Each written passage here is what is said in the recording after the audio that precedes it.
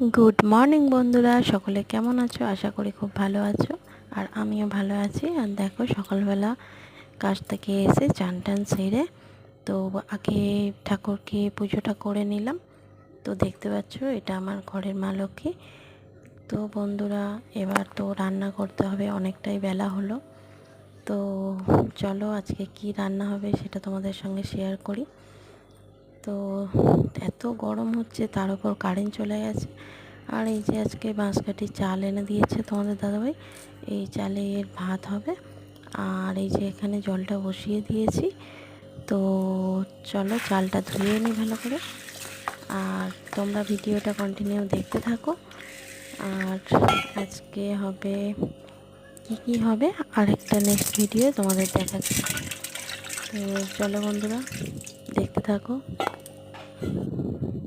তো এই দেখো,